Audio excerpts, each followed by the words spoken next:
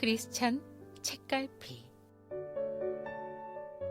우리는 때때로 마음속에 화가 나기도 합니다. 하나님의 은혜로 산다고 하면서도 은근히 일어나는 분노는 우리를 곧바로 분노의 사람으로 만들어버립니다. 화내는 것은 불과 같아서 자기 자신만 태우는 것이 아니라 주변의 모든 것을 태워버립니다. 우리도 약한 인간이기 때문에 날씨가 덥거나 환경이 불편하면 화가 납니다. 모든 것이 내 마음대로 안 되어서 화가 날 때도 있고, 몸이 피곤하고 육체적인 고통 때문에 화가 날 때도 있습니다. 또 어떤 경우에는 다른 사람이 나보다 훨씬 많은 복을 받을 때 시기심이 나기도 합니다. 때로는 다른 사람의 악한 일을 듣거나 보게 되었을 때 화가 나기도 합니다. 기대했던 바를 이루지 못했을 때 억누르고 있던 감정이 한꺼번에 폭발하게도 됩니다.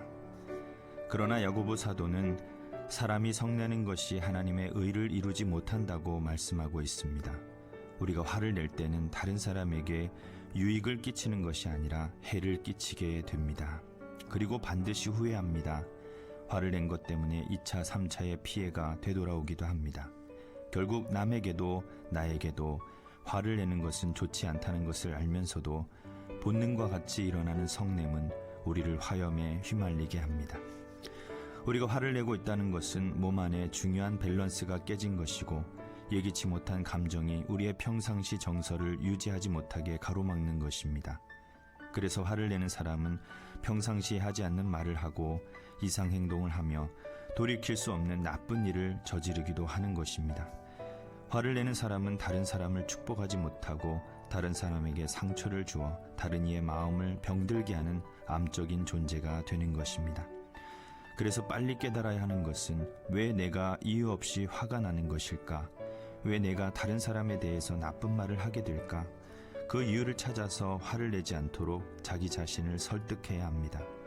어떻게 화가 나는 것을 참고 다른 사람에 대해서 기뻐할 수 있을까요? 하나님의 뜻을 깨달을 때만 그럴 수 있습니다.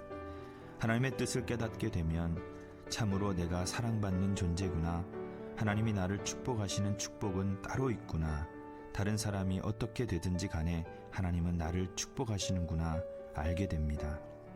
이것을 믿으면 우리는 화를 낼 필요가 없고 다른 사람을 축복해 줄 수 있는 소중한 사람이 되는 것입니다. 다른 사람과 나를 지나치게 연결시키거나 하나님이 나에게 주신 사랑을 믿지 못할 때 시기심이 생깁니다. 하나님이 나에게 주신 것을 이해하지 못해서 그것을 나쁜 방법으로 표출하게 된다면 우리는 다른 사람에게 도움을 주지 못하고 해를 끼치는 존재가 됩니다. 제일 좋은 것은 하나님의 말씀을 떠올리는 것입니다. 말씀을 암송하거나 짧은 기도를 드리는 것이 화를 참는 데 도움이 될 것입니다.